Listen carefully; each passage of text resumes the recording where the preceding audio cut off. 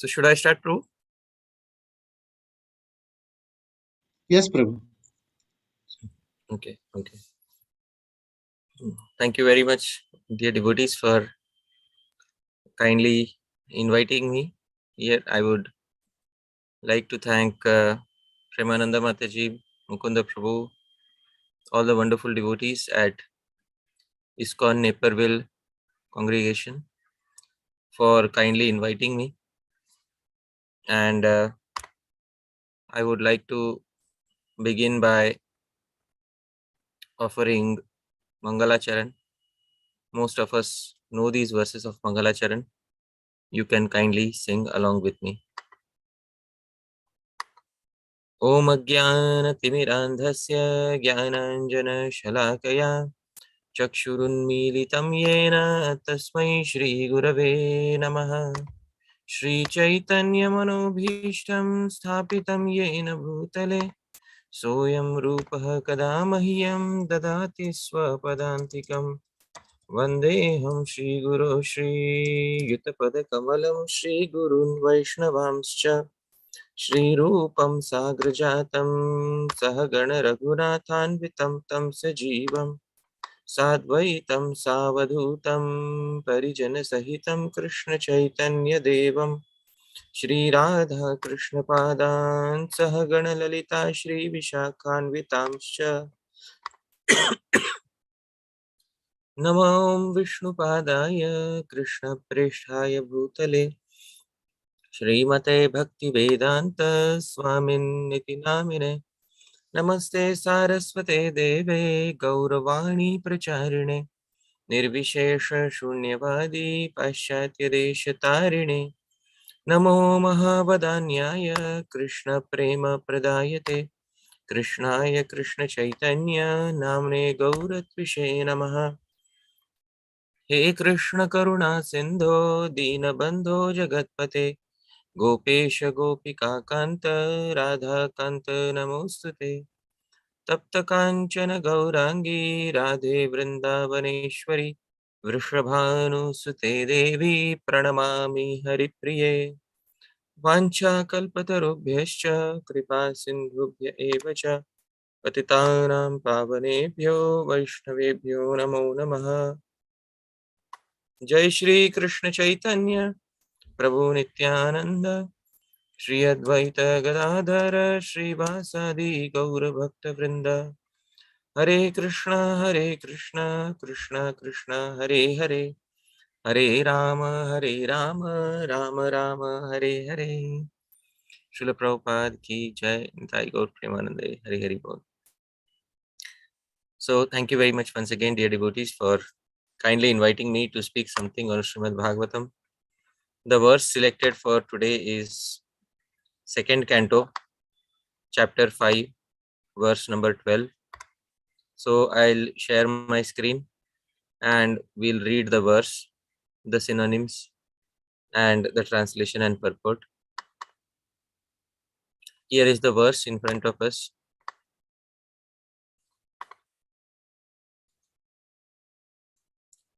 Tasmai namo bhagavate Vasudevaya dhimahi Yanmayaya durjayaya Mam vadanti jagadgurum. Synonyms: Tasmai, unto him. Namah, I offer my obeisances. Bhagavate, unto the personality of Godhead. Vasudevaya, unto Lord Krishna. Dhimahi, I do meditate upon him. Yat, by whose? Mayaya, potencies. Durjayaya, invincible. Mam, unto me.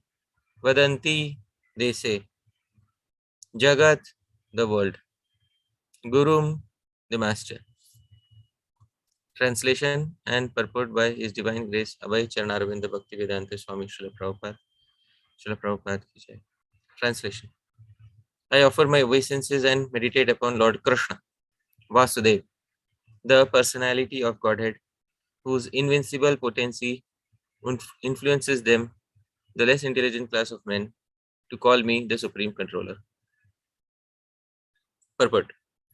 As will be more clearly explained in the next verse, the illusory potency of the Lord bewilders the less intelligent to accept Brahmaji, or for that matter, any other person as the Supreme Lord. Brahmaji, however, refuses to be called this, and he directly offers his respectful obeisances unto Lord Vasudeva or Shri Krishna, the personality of Godhead, as he has already offered the same respects to him in the Brahma Samhita. 5.1 Ishwarah Paramah Krishna Sachidananda Vigraha Anadiradir Govindah Sarvakarana Karanam.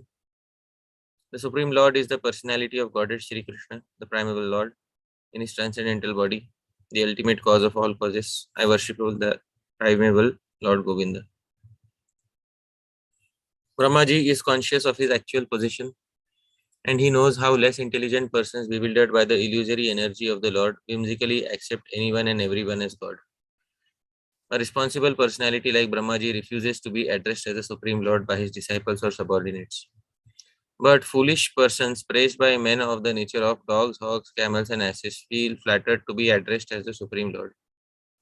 Why such persons take pleasure in being addressed as God, or why such persons are addressed as God by foolish admirers, is explained in the following verse. End of purport. So we'll go back to the verse. Tasmai namo bhagavate vasudevaya dhimahi yanmayaya durjayaya mam vadanti jagadguru. So Sri Brahma is saying Tasmai namaha, obeisances to him. To whom? Bhagavate, to the Supreme Lord. Does he have a name? Yes. Vasudevaya.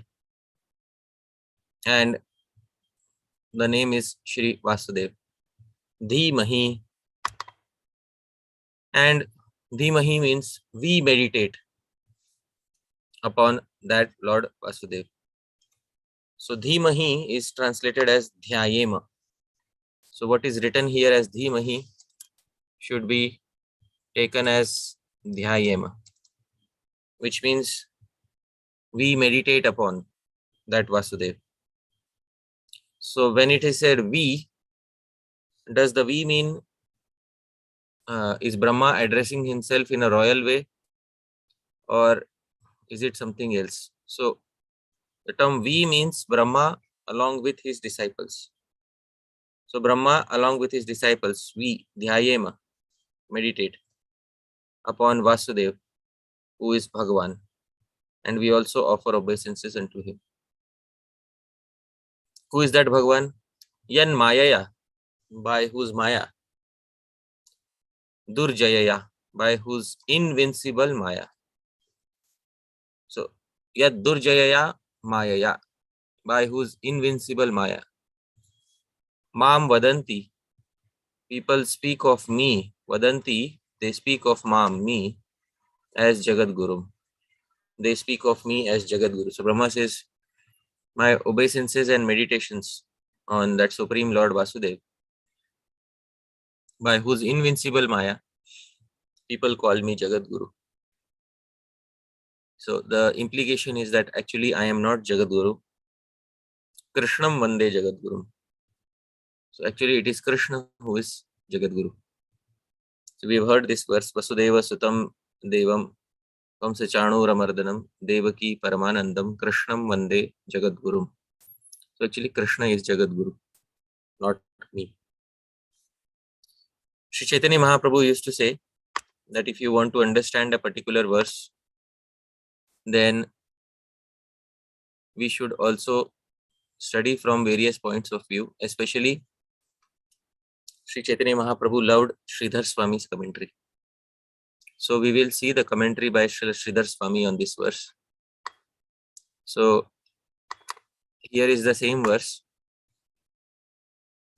with two different commentaries, Srila Sridhar Swami and Srila Vishwanath Chakravarti Thakur.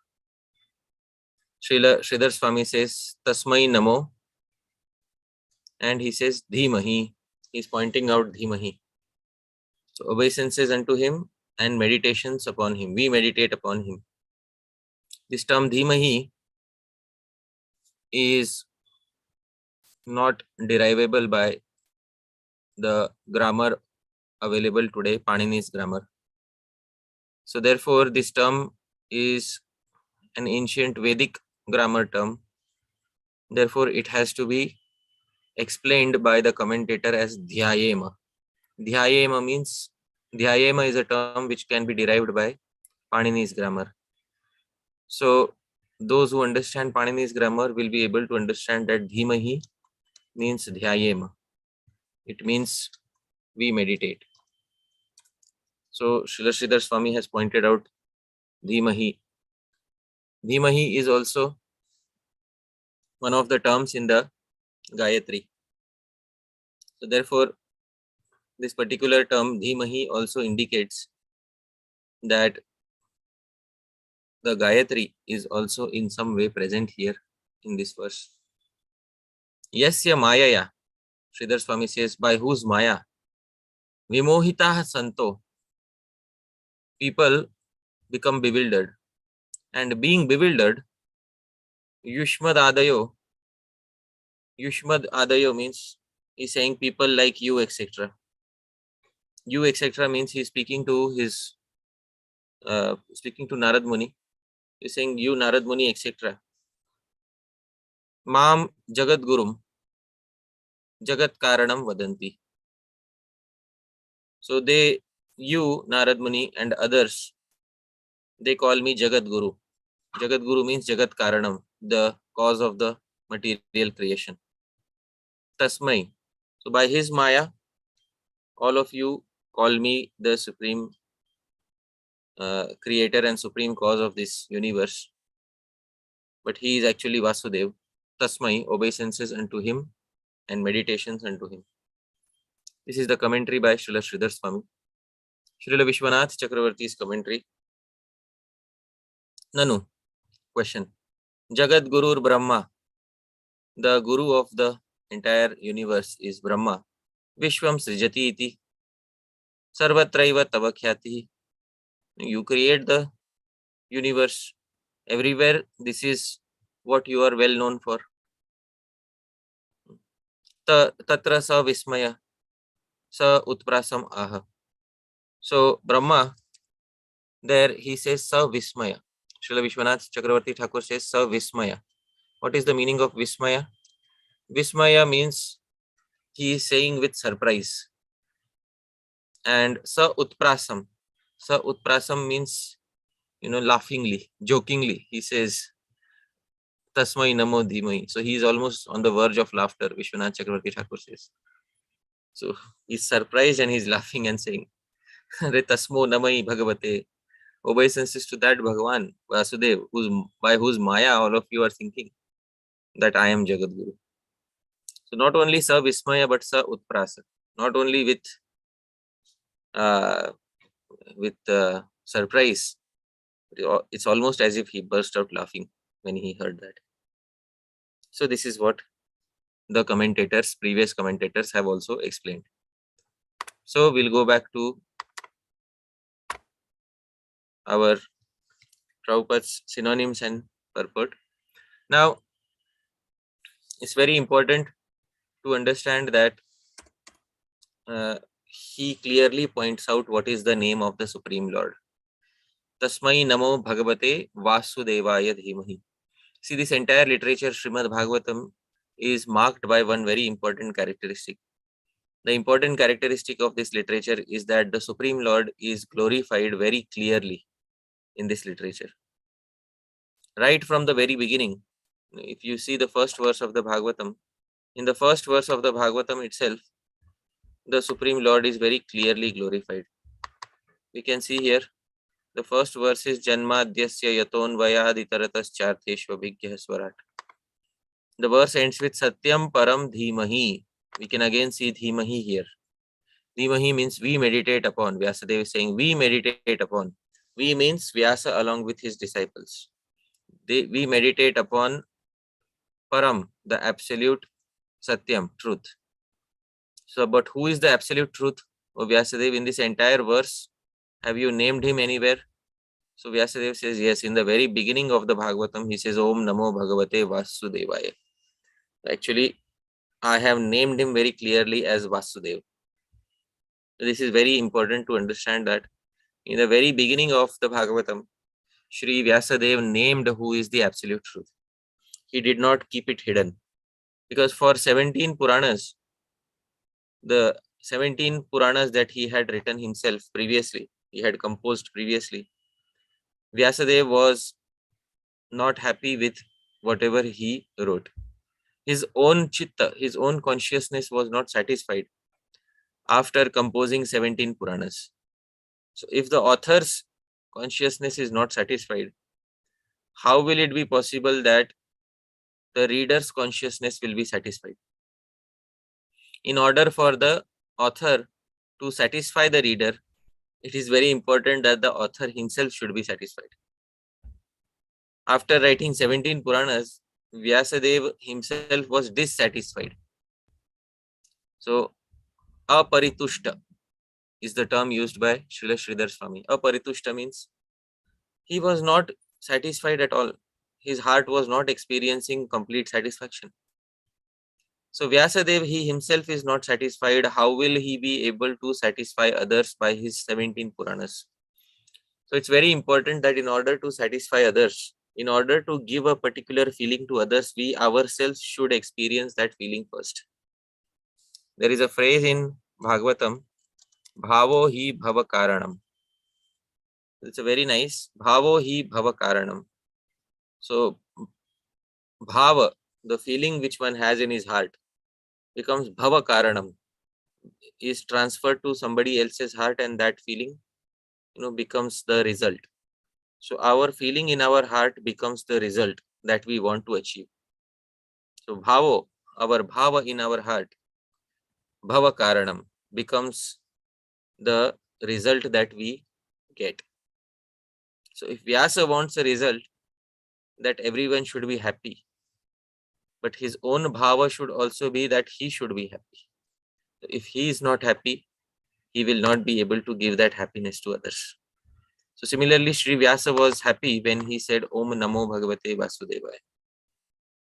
So I offer my direct obeisances into the Supreme Personality of Godhead, Sri Vasudeva. So this is what brought satisfaction to Vyasadeva. Now, Vyasadeva had previously composed many literature, such as he had divided the 4 Vedas, he had composed the Mahabharata, and then he had also composed the 17 Puranas. And in all of them, the primary focus, especially in the Upanishads, in the Shrutis, was upon Brahma and Paramatma. And these 3 avirbhavs, or these 3 appearances of the Lord, Brahma, Paramatma and Bhagavan, were summarized by Sri Vyasadeva in his Srimad Bhagavatam. So in Srimad Bhagavatam 1 to 11, he says, Vadanti tat tattva vidas tattvam yajyanam advayam brahmeti paramatmeti bhagavaniti shabdyate. So actually the absolute truth. See, our today's verse, he is directly addressing Bhagavan. If we go back to today's verse, Tasmai Namo Bhagavate, obeisances to that Bhagavan. So he does not say obeisances to Brahma or obeisances to Paramatma. He could have said Namo Paramatmane, obeisances to that Paramatma. But Shri Brahma says Tasmai Namo Bhagavate. Shri Vyasadeva also says Om Namo Bhagavate Vasudevaya. So Brahma also says Bhagavate Vasudevaya. Shri Vyasa also in the beginning of the Bhagavatam says Namo Bhagavate Vasudevaya. So this phrase Namo Bhagavate Vasudevaya is common in the first verse as well as in this verse. The first verse has Om placed in the beginning because it is the beginning of the Bhagavatam, and the seed of the Bhagavatam is that Om, Pranav. So the seed is placed in the beginning, Namo Bhagavate Vasudevaya. Here also Namo Bhagavate Vasudevaya. This phrase is present. So why are Vyasadeva and Brahma directly addressing Bhagavan? Why not Brahma and Paramatma? Because although Brahma and Paramatma They are also the absolute truth, but they are not the complete manifestation of the absolute truth. So we'll go back to that verse where Vasudeva is explaining how Brahma and Paramatma, they are also names of the absolute truth. Vadanti tat tattva vidas. Tattva vidas, those who are knowers of tattva. Tat vadanti. They speak of, they explain. What do they explain? Tat. Tat padartha. What is the meaning of tat padartha? Tat padartha means that absolute truth. Tat tatvam. So that absolute truth. Tat tatvam vadanti. They glorify that absolute truth. Who glorifies tattva vidas? Those who know the tattva. So, yat jnanam advayam. That tat padartha. Tat means that absolute truth. Like it is said in the Upanishads, tat tvamasi. That absolute truth you are. Tat padartha. It is called the entity denoted by tat. So, tat tatvam. Yat jnanam advayam. So, that absolute truth, which is non-dual knowledge. So, that absolute truth is vadanti, glorified by the knowers of the truth, tattva vidas. Now, how do they glorify it? By giving three names. See the contradiction, slight contradiction in the verse, that it is advayam, it is non-dual, it is not two, it is one. So it is advayam, not two, it is one. So, but if it is one, it immediately gets how many names? Immediately in the next line it says Brahmeti, Paramatmeti, Bhagavan iti. It gets three names immediately. Brahma, Paramatma and Bhagavan. Are if it is non-dual, then it should have only one name. So what is the name? Is the name Brahma? Is the name Paramatma? Or is the name Bhagavan? So what is the actual name of the absolute truth? Brahma, Paramatma or Bhagavan? So that has to be found out.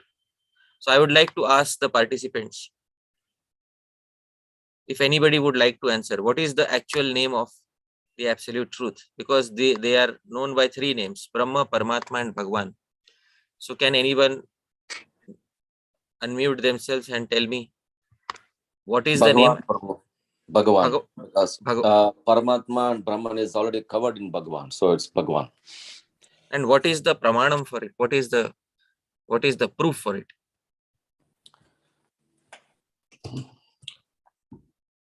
See, all these three names are mentioned here: Brahma, Paramatma and Bhagavan. Iti shabdyate. It gets denoted as these three. I agree that the Vaishnavas want to take side with Bhagavan. Yes. But the Gyanis will come and say, no, the absolute truth is Brahma. Can't you see which name is given first, Prabhu? Which name is given first? Brahman, because it's based on our realizations, it comes, as you said. But devotees go for Bhagavan because already the realization of it's already in Bhagavan and Paramatma, and because it's if you see Paramatma, it's a photocopy of Bhagavan. Okay. In one way. And then Brahman is available everywhere. Is there everywhere. Right. But how can you even focus where exactly is coming from the source? Source is Bhagavan in that way. Okay. But if Brahman is everywhere, then isn't Brahma more accessible? Yes, he is accessible too.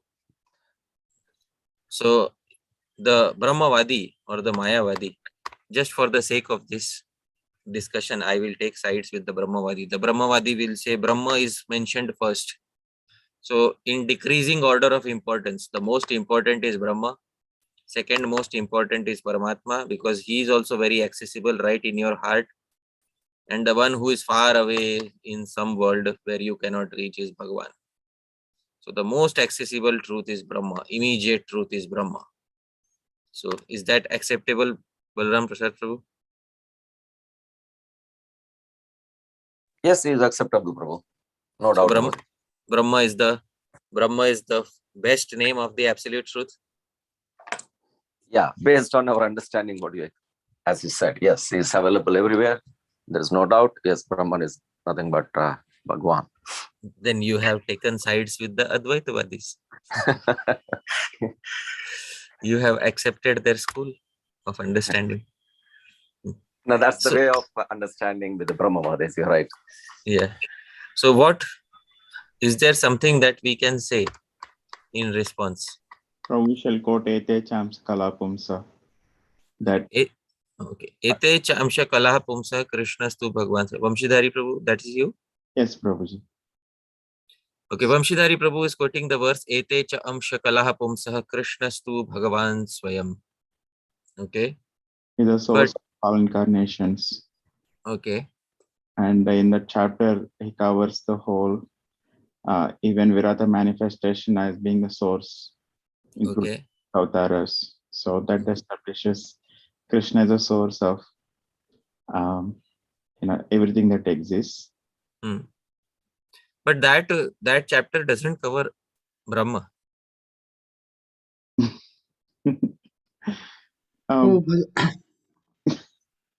Brahmano hi pratishtham. Sorry. Purusha Avtaras and even Virat manifestations, of course, in it doesn't explicitly say Brahma. Yeah. So it doesn't say Brahma. So you see, Brahma is on top of all of them. Okay. So anybody else would like to try? I was thinking Bhagavad Gita verse, Prabhu. Brahmano hi pratishtaham.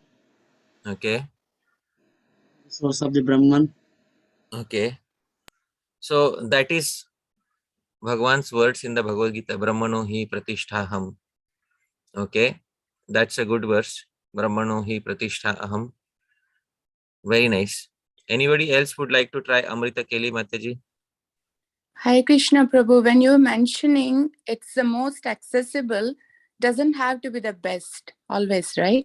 So it could be in the decreasing order of accessibility, but doesn't make it decreasing order of importance or essential or the best. That's what I'm... Okay. But I agree that this, this is a very good line of thought. At the same time, I am asking for pramanas because everything is proved on the basis of pramanas. So if anybody wants to say like Lakshmikant Prabhu said Brahmano hi pratishtaham, and Vamshidhari Prabhu said Ete cha amsha kalaha pumsah Krishnastu Bhagavan Swayam. So I would also love to hear some pramanas also, if any pramanas are there in support. So if anybody would like to quote some further pramanas so that it becomes very clear. One pramana in which Brahma is also mentioned, Paramatma is also mentioned, Bhagavan is also mentioned, and it is clearly said that Bhagavan is the topmost. Hare Krishna Prabhuji. Yes. This is Radhakunja Bihari Das. What Yes. comes to my mind is Brahma Samhita, where Brahma himself says, you are the cause of all causes to Bhagavan. Agreed. But Okay. somebody may point out that, well, that's okay, but that is, he's the cause of all causes within the material world. But ultimately, somebody may say, an impersonalist may say, the ultimate cause is the impersonal Brahman.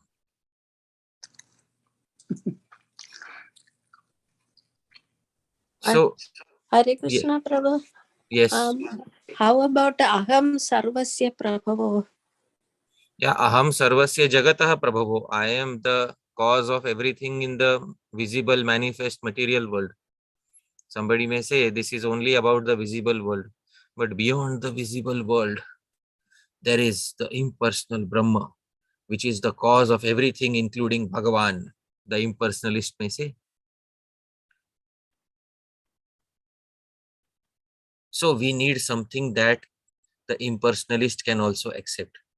Do you agree, all of you dear devotees, that we need some one pramana, which says that in this Brahma, Paramatma and Bhagavan, the highest is Bhagavan.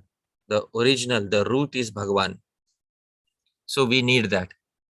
So if there is one pramana that pramana has to come from Sri Vyasadeva himself. It should speak in direct words that Bhagavan is the topmost. So there is one such pramana, dear devotees, and that pramana is there right in the Srimad Bhagavatam. So in the Srimad Bhagavatam, there is a direct pramana about this, and this is Srimad Bhagavatam 3:32-26.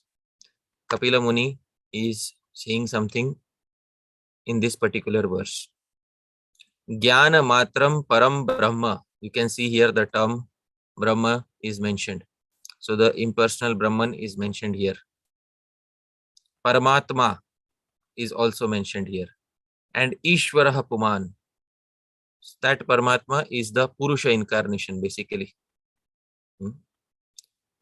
Drishi Adibhi Prithak Bhavair, because of different moods towards the same Supreme. Prithak Bhavair Drishi Adibhi, because of differences of moods. Bhagavan Eka Iyate, that one Bhagavan is perceived in different ways. So we will see the translation. The Supreme Personality of Godhead, Bhagavan. This is the translation of Bhagavan. Eka means alone, is complete transcendental knowledge. But according to the different processes of understanding, he appears differently, either as impersonal Brahman, as Paramatma, or as the Supreme Personality of Godhead or Purusha Avatar. So dear devotees, I would like to ask once again, so whom did I ask? Yes. So Vamshidhari Prabhu, in this verse, who is the absolute truth described? Bhagavan. Bhagavan. Ekiyate. That one Bhagavan, Iyate, is known as Brahma, Paramatma, and Ishvaraha Puman. Now, all three have been pointed to one source, and that source is specified by Kapil Muni as Bhagavan. So this verse is conclusive proof in the Bhagavatam that actually between Brahma, Paramatma, and Bhagavan, actually Bhagavan is the original source of Brahma and Paramatma. So in order to answer the impersonal, because once one of the Shankaracharyas, one of the current Shankaracharyas, he had pointed out this verse, Vadanti tat tattva vidas tattvam yad jnanam advayam brahmeti paramatmeti bhagavan iti shabdyate. And he said it is in decreasing order of significance. So he said Brahma is first, Paramatma is second, and Bhagavan is what is the most incomplete manifestation of the absolute truth, according to the Shankaracharya. So that he was giving his own understanding. And he said that Jiva Goswami has reversed this, and he took the name of Jiva Goswami and said Jiva Goswami has given the complete opposite understanding of this. But he does not know that Jiva Goswami's understanding has come from the Bhagavatam itself. Gyana matra param Brahma, Paramatma Ishvara Puman, Drishi Adibhi Prathak Bhavair Bhagavan Eka Iyate. So this understanding has come from Kapila Muni himself, who is the Supreme Personality of Godhead. So this is what it is. There is also another verse. Jad Bharat in the 5th canto says, Jnanam Vishuddham Paramartham Ekam Anantaram Tvabahir Brahma Satyam Pratyak Prashantam Bhagavat Shabda Sanjyam Yad Vasudevam Kavayo Vadanti. He says, Jnanam Vishuddham, that pure knowledge, Paramartham Ekam, that absolute truth, one absolute truth. Anantaram, he is outside, abahir, neither outside nor inside, he is everywhere. Brahma Satyam, that is Brahma. Jadabharat says, Pratyak Prashantam, that absolute truth beyond the material nature, is completely Prashantam, completely in the mode of goodness. But Bhagavat Shabda Sangyam, it is Bhagavat Shabda Sangyam. It is denoted by the term Bhagavan. Actually, the term is Bhagavan. Yad Vasudevam Kavayo Vadanti. The learned people give him only one name. And what is that name? Vasudev is the name of that absolute truth. So here in this verse also, Jad Bharat very clearly says, Kavayo Vadanti, the most learned people, they call him Vasudev. That is his name. This Vasudev is spoken in the beginning. Om Namo Bhagavate Vasudevaya. Today's verse also. Tasmai Namo Bhagavate Vasudevaya Dhimahi. Yan Mayaya Durjayaya. Mam Vadanti Jagat Gurum. Today's verse, Brahma's verse, it says, Yad Vasudevam Kavayo Vadanti. This is the translation. What then is the ultimate truth? The answer is that non-dual knowledge is the ultimate truth. It is devoid of the contamination of material qualities. It gives us liberation. It is one without a second, all pervading and beyond imagination. The first realization of that knowledge is Brahman. Then Paramatma is realized by yogis who try to see him without grievance. This is the second stage of realization. Finally, full realization of the same supreme knowledge is realized in the Supreme Person. Kavayo, all learned scholars describe the Supreme Person as Vasudeva, the cause of Brahman, Paramatma, and others. So Prabhupada fluffs out the translation to make it very clear that Vasudeva is the cause of Brahman, Paramatma, and all other incarnations of the Supreme Personality of Godhead. So now, in this way, we can understand that one absolute truth gets denoted by three different names. So, Vamshidhari Prabhu, what is the one absolute truth? What is the name of that one absolute truth? Vasudeva. Vasudeva. And that Vasudeva becomes denoted as Brahma, Paramatma, and Bhagavan. Because our verse was Vadanti Tat Tattva Vidas. This was our verse. Vadanti Tat Tattva Vidas. So, that Tat. So that Tat, the name here given is Tat. But we have to give that ultimate name. What is the meaning of Tat? So you very correctly pointed out.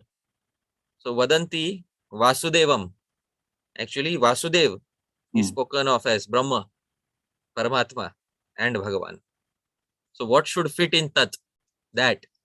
What should fit in Tat is Vasudev.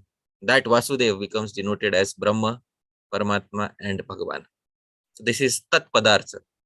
Actually, this is the entity denoted by the term Tat.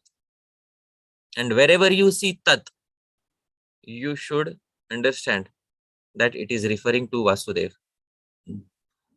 So, Tat Padartha, the ultimate absolute truth, is Vasudev. So then why does it get denoted by Brahma and Paramatma? Why does it get denoted by the names Brahma and Paramatma? So the answer is very simple. The answer is that the same absolute truth is perceived differently. I gave a verse, Drishi Adibihi Prithak Bhav. Kapil Muni was saying, by different processes of realization. So we would like to know something about the different processes of realization. Now I want to understand. Somebody please tell me. How is it that the same Vasudev gets perceived as Brahma? So can anybody try to tell me, how is it? Why is it? And who is it? How, why, and who perceives Vasudev as Brahma? So I would like some devotee to try and tell me, how is it, who is it, and why is it that the same Vasudev gets perceived as impersonal Brahma? Can anybody please try?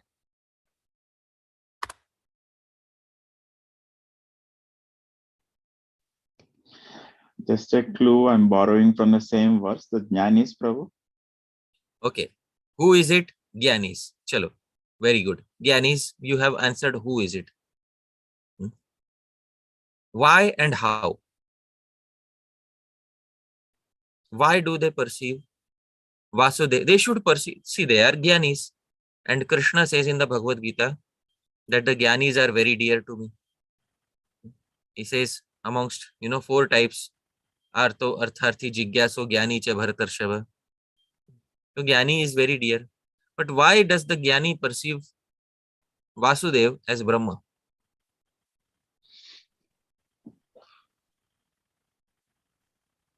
Anybody else can also try.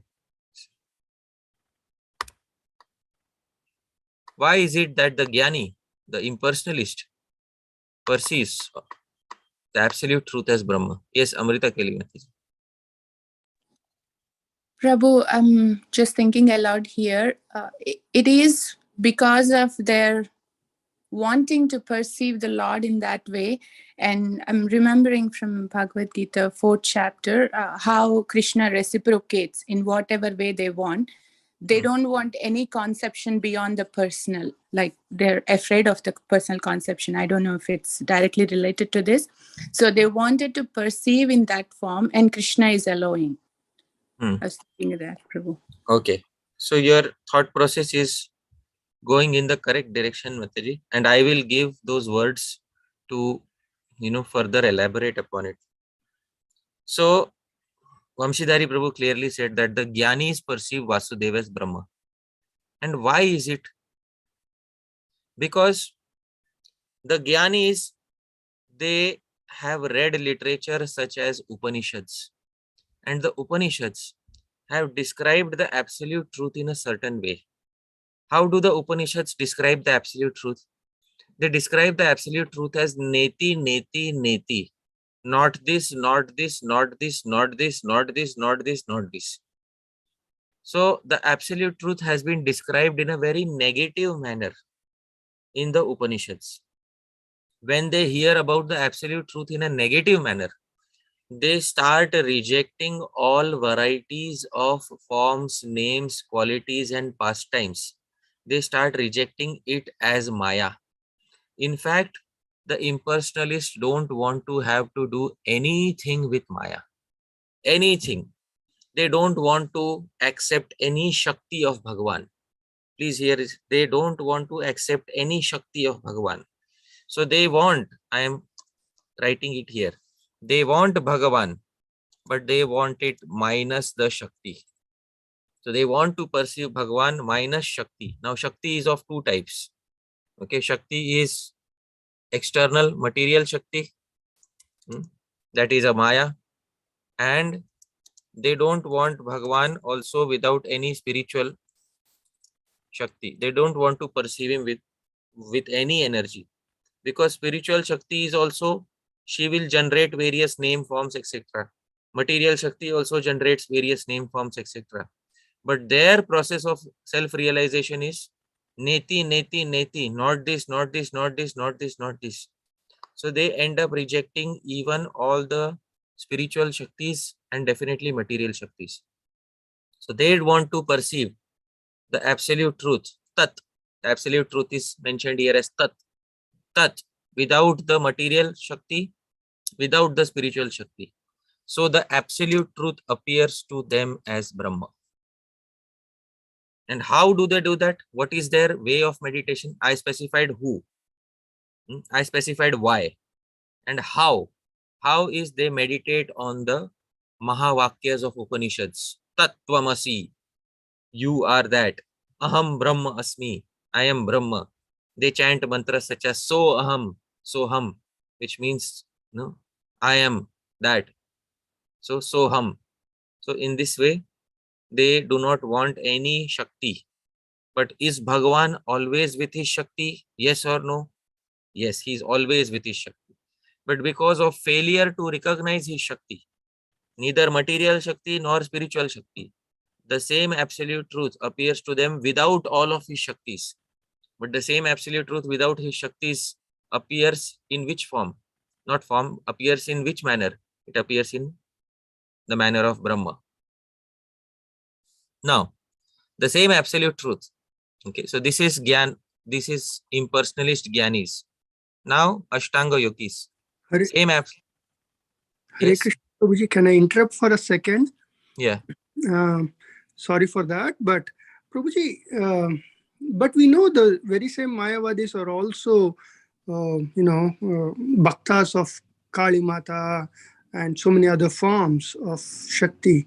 So how do we understand that part, Yeah, Prabhuji? for them, you will find them as devotees of Durga, Ganesh, Shiv, Vishnu, Surya, everyone. But for them, these deities are only stepping stones to attain the absolute truth which is beyond all the deities. For them, what is beyond all the deities? Can you tell me, Prabhu? That would be Brahma Jyoti and merging into the Brahma Jyoti, so that way they themselves become. Yeah. So according to them, all these deities are also a product of what? Material energy. Ultimately, they want to reject material energy. They want to reject any spiritual energy also. So they are only for the time being interacting with it because it makes it easy for them to have an object for meditation. Some impersonalists will also say meditate on a light. Why? Because they just want an object for meditation. Ultimately, they want to reject that object too. So the absolute truth appears in front of them without any name, form. And what is the absolute truth without any name, form, qualities and pastimes? Brahma. Now, that same absolute truth, the Ashtanga yogis, they want to perceive the same absolute truth. But they want to perceive the absolute truth only as the controller of the material energy. So, but they do not acknowledge that the absolute truth has any spiritual energy. So, when the absolute truth becomes only the controller of which energy? Material energy. So, that is only one function, and that is the function of Paramatma. How many Paramatmas are there in this world, in this universe, in this entire creation? How many Paramatmas are there? There are total 3 Paramatmas, and all 3 are controlling only one energy, that is material energy. First Paramatma is Karanodaka Shai Vishnu, the Paramatma of the entire material creation. He who overlooks the entire material creation is the first Paramatma. Second Paramatma, Garbhodaka Shai Vishnu, he who controls the material energy within one particular universe. And the third Paramatma is Kshirodaka Shai Vishnu, who controls the material energy within each and every atom. So these 3 are Paramatmas, and the yogi wants to perceive the supreme absolute truth only as the controller of the material energy. He has no idea that beyond the material energy there is some other energy also. So he perceives the absolute truth as the controller of material energy, but not as the controller of spiritual energy. So to such an practitioner, he appears in his feature named Paramatma. Now, what is his process? How does he do that? He does that by the process of Ashtanga Yoga, Dharana, Dhyana, Samadhi. And in Samadhi, he perceives within the heart the absolute truth as having a form, but only as the controller of the material energy. So this is Paramatma Vadi. Finally comes the Bhakta, who accepts Tat not only as the controller of the material Shakti, but also as the controller of all spiritual energy. And unto that Bhakta, that same absolute truth appears along with all his spiritual potencies.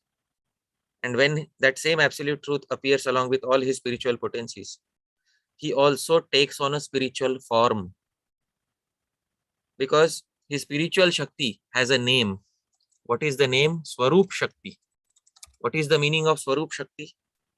Swarup Eva Shakti. His form itself, Swarupa, is made out of his eternal Shakti, his eternal energy, eternal spiritual energy. So the form that we see, Krishna, the form of Krishna that the perfected devotees see, Premanjana Churita Bhakti Vilochanena Santaha Sadaiva Hridayeshu Vilokayanti, that form which the sages see within their heart, that form is manifested by a Shakti. That Shakti is which Shakti? Is it material energy or spiritual energy? So all forms need energy, but Bhagavan's form is manifested by Swarup Shakti. But that form is only acceptable, can only be demonstrated to a person who accepts the Swarup Shakti, who accepts the existence of spiritual energy, who accepts that the absolute truth is the controller of the Swarup Shakti. So in this world also, let's say, I'll ask a question again. Vamshidhari Prabhu, in this world, if there is any object So let's say I have a watch in my hand. So if there is any object, this object is a product of what? Can you tell me, Prabhu? Product of material nature. It is a product of Shakti. It has a form because of Shakti. Now, which Shakti is this? Material energy. So, if material energy would not be there, if material energy is removed from this object, will it have a form? No. No. So, just as in the material world, every entity manifests a form by material energy. Similarly, in the spiritual world, every entity manifests an eternal form by which energy? Spiritual energy. And form is known as Swarup. Therefore, that energy is known as Swarup Shakti, the Shakti which manifests all the forms in the spiritual world, including the eternal form of Bhagavan. So what we see, Krishna is threefold bended, he is having pitambar, there is a flute, he has peacock feather. They are all manifestations of which Shakti? They are all manifestations of his spiritual Shakti. The devotee accepts that. Devotee accepts him as the controller of the spiritual Shakti. And to such a person, the absolute truth appears as Bhagavan Vasudeva. So that is, dear devotees, this is the Taratamya. This is the hierarchy of Brahma, Paramatma and Bhagavan. The impersonalist rejects material and spiritual factors from Tat Padartha. Therefore, that Tat Padartha appears to that impersonalist as Brahma, without any material energy, without any spiritual energy. The yogi perceives Tat Padartha as the controller only of one energy, material, but not as the controller of spiritual energy. He has no conception of spiritual energy. So unto that person, the absolute truth appears as Paramatma. And the same Tat Padartha appears as the controller of material and spiritual energies. That becomes Bhagavan. That he not becomes, he appears as his original Bhagavan. So this is the hierarchy of these three. Now, how does the devotee attain Bhagavan? So I said, how does the Ashtanga Yogi attain? How does the Brahmavad? How does the devotee attain? So by accepting servitude of the Swarup Shakti. So by accepting servitude of Swarup Shakti of Bhagavan, by becoming subservient to Swarup Shakti, by understanding that it is through the mercy of the Swarup Shakti that I will be able to have access to Bhagavan. So therefore he becomes a devotee. So primarily we are devotee of whom? So primarily we are devotee of Swarup Shakti of Bhagavan. That is whom we are primarily devotee of. So we become devotees of the Swarup Shakti of Bhagavan, and therefore we pray unto Swarup Shakti of Bhagavan. That Swarup Shakti, she, her original Hladini Swarupa is Srimati Radharani. So we pray to her. Actually, our Sampradaya is mainly for receiving the mercy of Srimati Radharani. That by her mercy, not only will we be able to perceive the eternal form of Bhagavan, but we will also be able to have a relationship of rasa along with the same Bhagavan. So this is how the Taratamya, the distinction, the hierarchy of Brahma, Paramatma and Bhagavan should be understood. I gave many pramanas today, because the impersonalists will say, no, Brahma is the highest because it is mentioned first. No, Srimad Bhagavatam itself says that Bhagavan eka iyate. Actually, it is one Bhagavan. Kapil Muni had said, Bhagavan eka iyate. It is one Bhagavan who gets denoted as Param Brahma, Paramatma and Ishvara. So this is what is the essential categorization of Brahma, Paramatma and Bhagavan. So we will go back to today's verse, Tasmai Namo Bhagavate. Obeisances to that Bhagavan, that original, and his name is also mentioned. Somebody may say Shivaya. No, not Shivaya. Vasudevaya. Dhimahi. We meditate upon Vasudeva, who is Bhagavan. Yan Mayaya Durjaya. Because Shiva is also addressed as Bhagavan in many places. But Brahma says no. Vasudevaya. That ultimate absolute truth is Vasudeva. Who by whose Maya, by whose invincible Maya, Mam Vadanti Jagat Gurum. Narad, you and others are addressing me as Jagat Guru. So Srila Vishwanath Chakravarti Thakur is almost laughing while saying this, and this is the essence of the verse. So I would once again like to thank all of you for kindly being present here. Yadatra Skalitam Kinchid Vidvam Saha Purayantu Tat.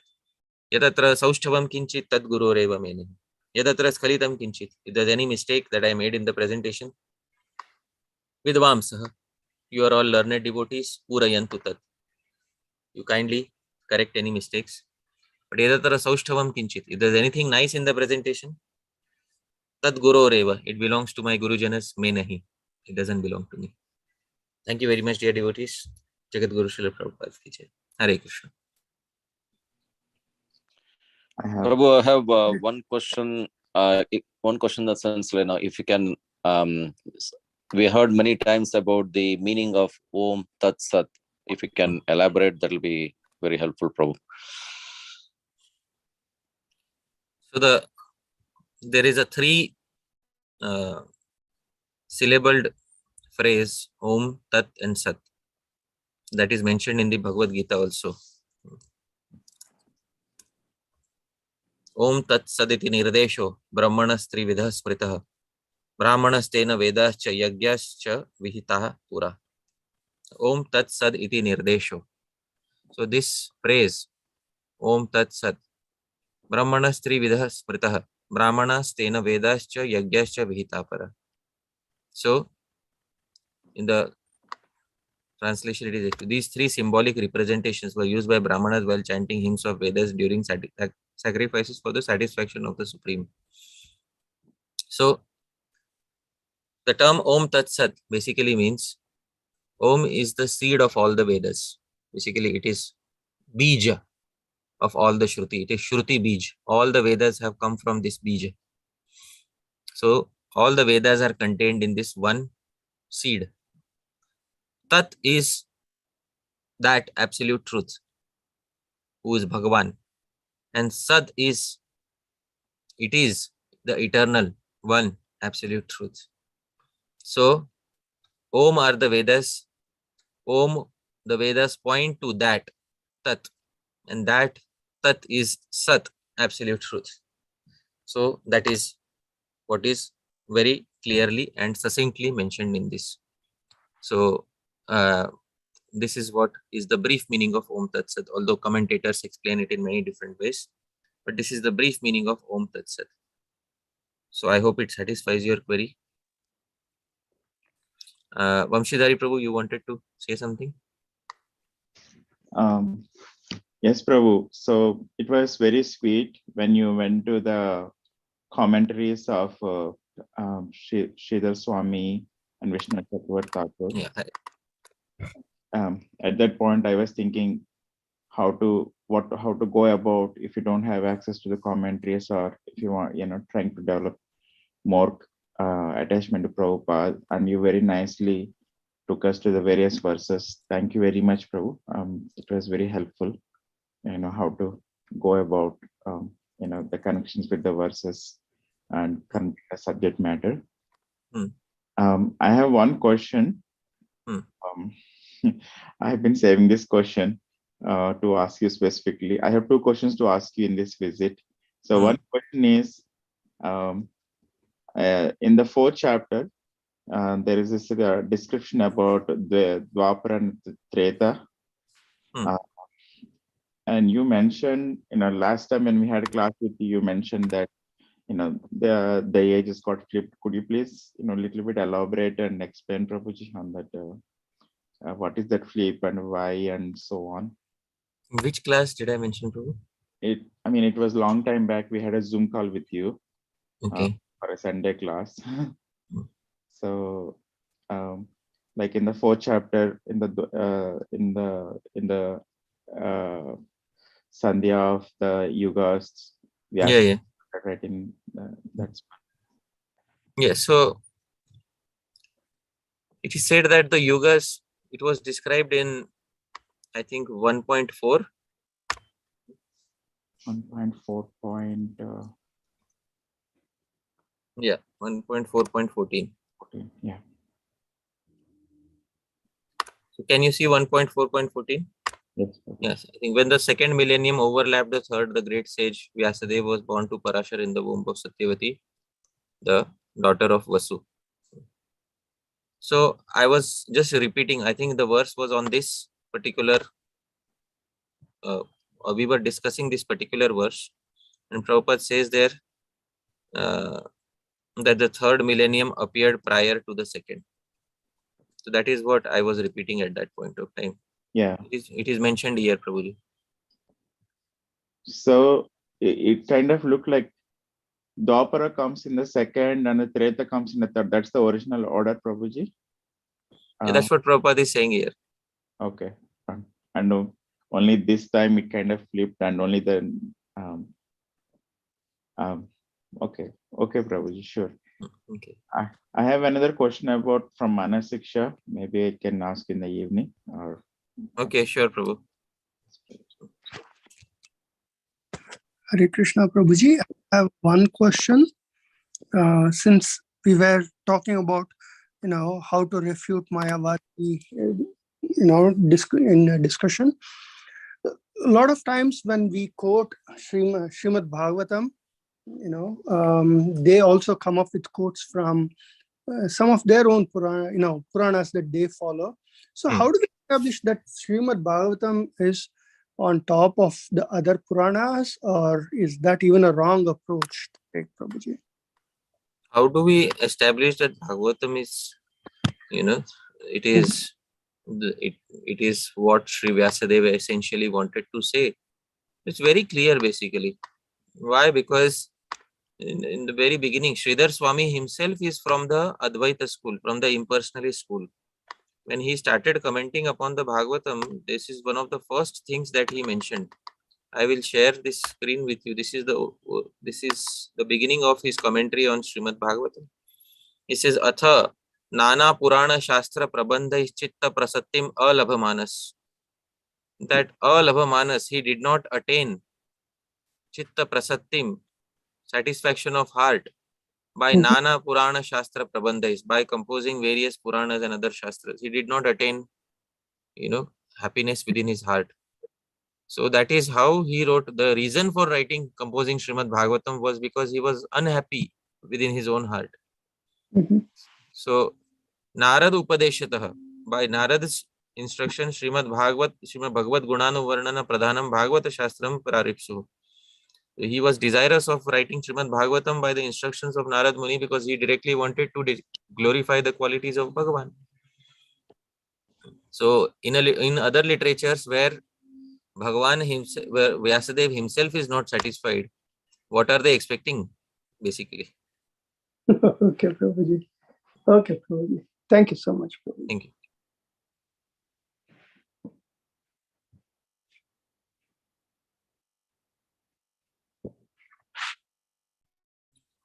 All right. So if anybody else is there, we can take queries, or we can pause today. Bro, can I go to my Manasiksha question? Sure, Prabhu.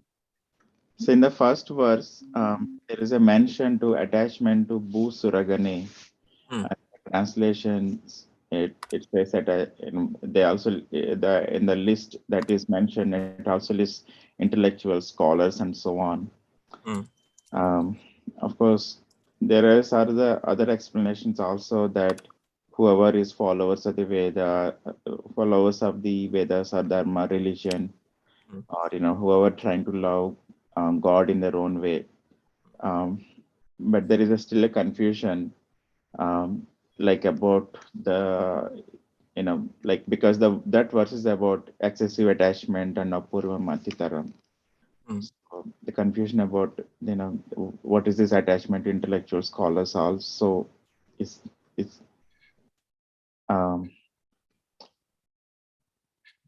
what is that, Prabhuji? Like how to Okay. go about it? The literal meaning of Bhu Sura is Mahi Sura. The term is also Mahi Sura. Sura means, what is the distinction between Sura and Asura? First and foremost, that should be very clear to us. Who is known as Sura and who is known as Asura? Okay. So Sura and Asura is decided by what criteria, Prabhu? By they're the devotees of Krishna or Vishnu. By their allegiance to Vishnu. Because there are many who are asuras and they worship Shiva also. Like many asuras worship Shiva. Why don't they become categorized as Sura?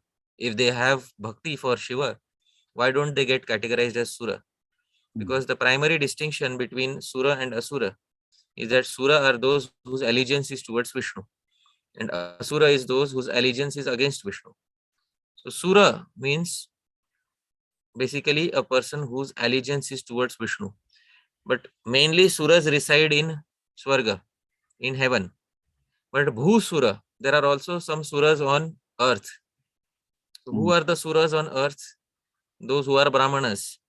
Because that person is known as Brahmana, who basically has allegiance towards Vishnu. There are many verses in the Hari Bhakti Vilas which say that Shat Karma Nipuno Mantra Tantra Visharadaha.